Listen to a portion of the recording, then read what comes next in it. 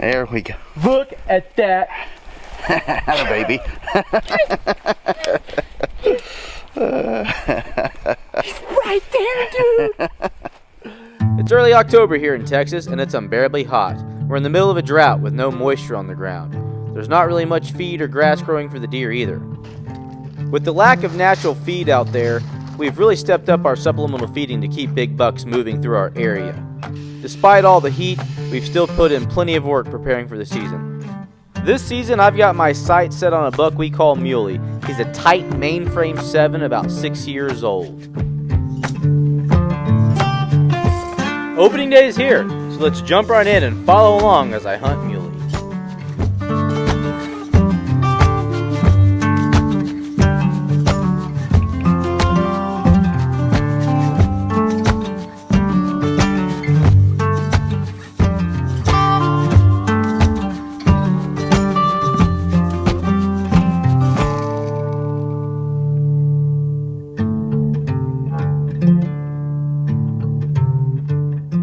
Opening day passed with no sign of Mulie, but let's jump right in the next morning where the action picks up.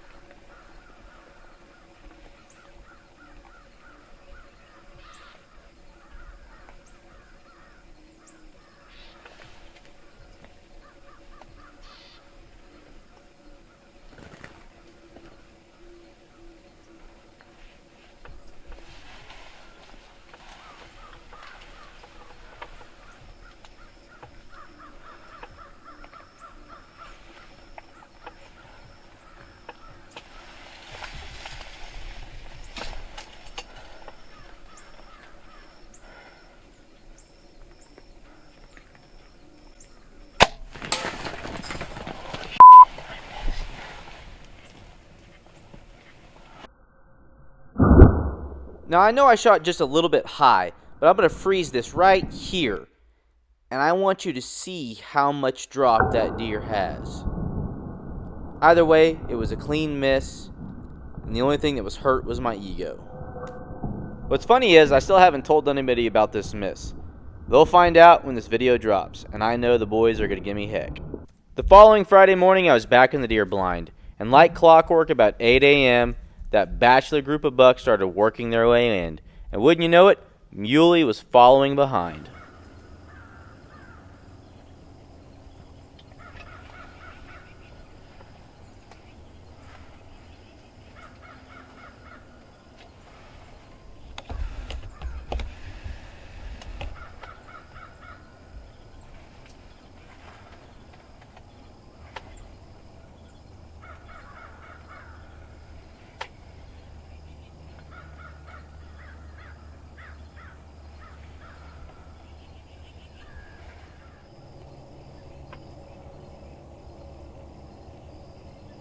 You can definitely tell these deer are a lot more gun shy to coming into the feeder, especially since I slung an arrow at them a few weeks prior.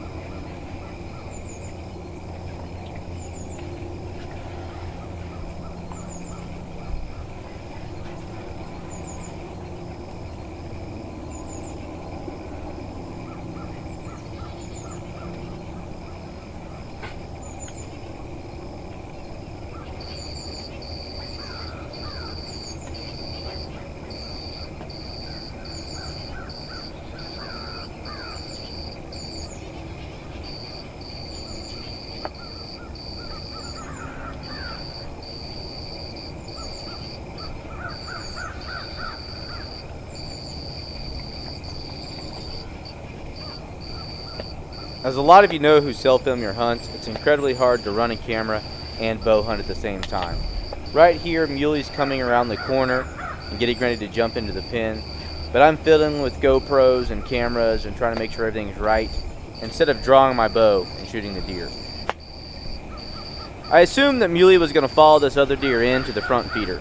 I moved the camera anticipating him to walk in the frame and went to draw my bow.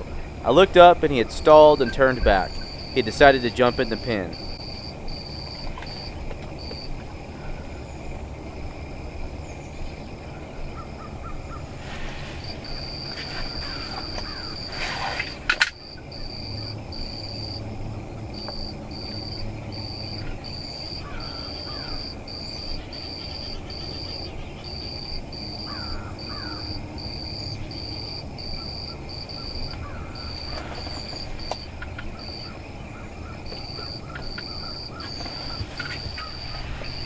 Once Muley made it into the protein feeder, I got to watch him stuff his face for about 45 minutes.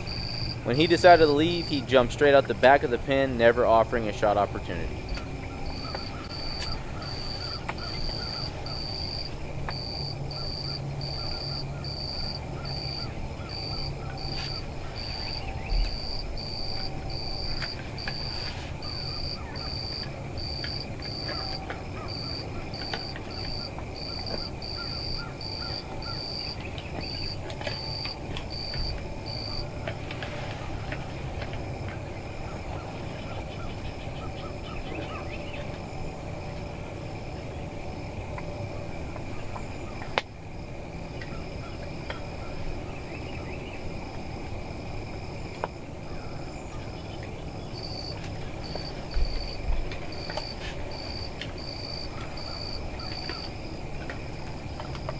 Alright, it is 4:30,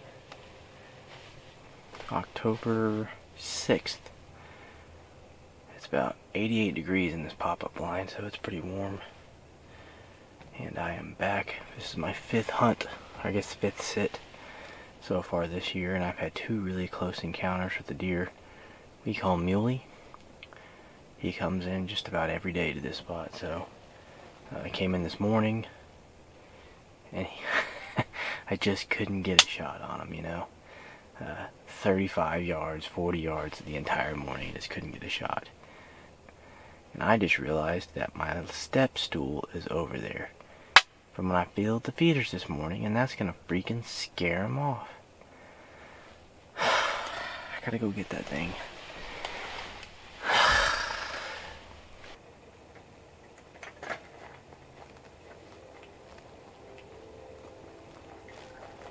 Alright, let's try this again. Okay. I got the little ladder moved out of the way, so we are going to hang out here. Deer usually don't show up till about 7, a little after 7, so I really hope he comes in tonight, because I'd like to punch my tag. He's a good deer. He's an old deer. He's unique. He's not a monster, but he's a good deer. Next week I'm taking Jackson to Oklahoma for youth rifle, so, and then life just gets busy after that, so I'm trying to fill this tag. So let's tuck you in, get our bow ready, and get ready for him.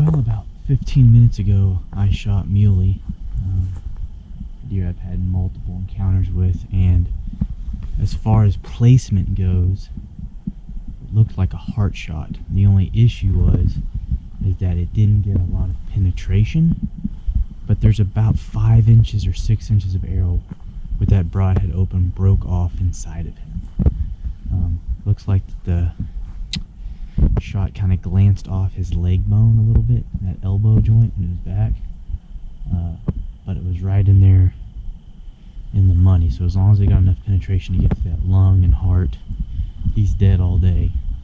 So we're going to give him about an hour.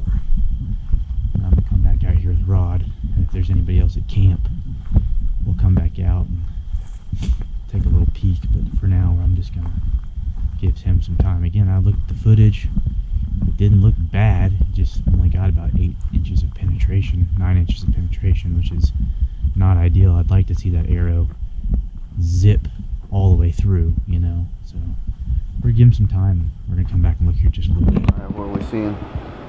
It's definitely hit the shoulder, Yeah. but not like low, not high shoulder. Right. Like glanced off the shoulder bone into the pocket. So it's still work. I mean, you tell me. Here's slow-mo.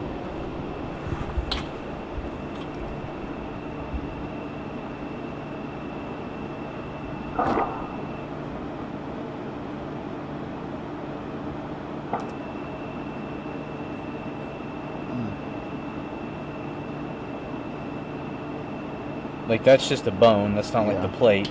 Yeah, you got through that. I mean, you saw how much arrow's in there. About like that much. That's good. It just ain't gonna bleed out as No. fast because he's got one hole. That right there is what I don't like to see. I like to see that arrow zip Yeah. right through. After my brief counseling session with Rod, He was standing. we jumped back in the right truck here. and headed out to start the track job. See where he kicked. Then he ran around. He ran through these trees. Okay. Like barreling. And the trail. Found the arrow right here. It's laying right here. And he's on this trail. I found blood of him.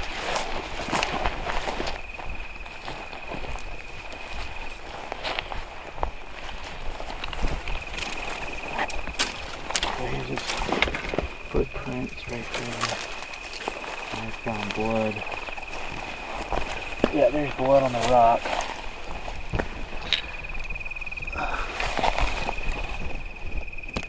Yeah. Blood on the rock. Yeah. More blood on the rock. There we go.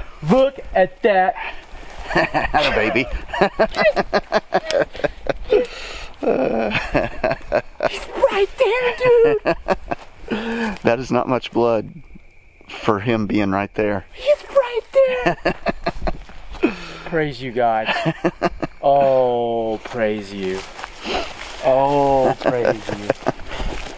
I was like, man, I know.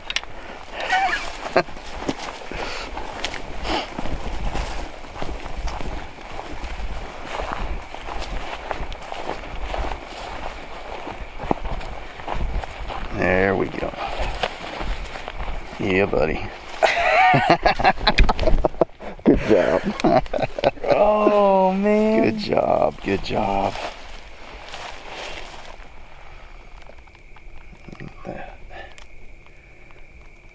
Pretty good old gash in him there. Boy, he was not putting out a whole lot of blood though. I texted that picture to Clark and he's like 150 yards tops. Yeah. Oh my gosh, dude.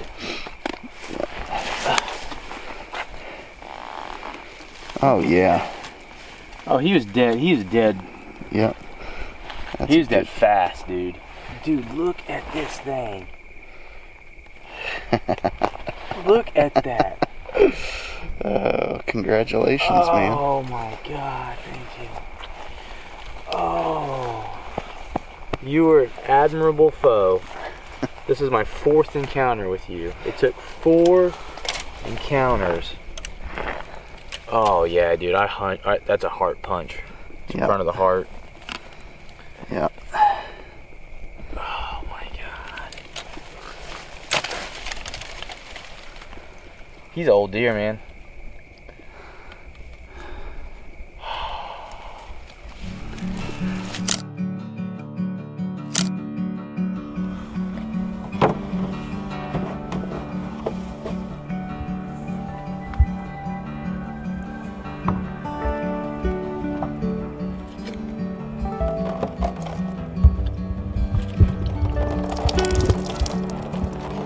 Dude, I think I nutted him right in the heart.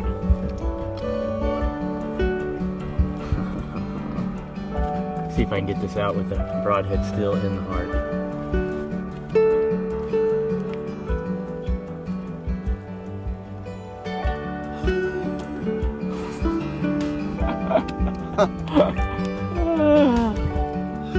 There you go, Afflictor.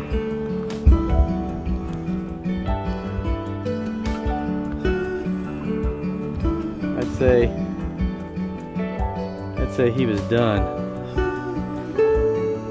There it is.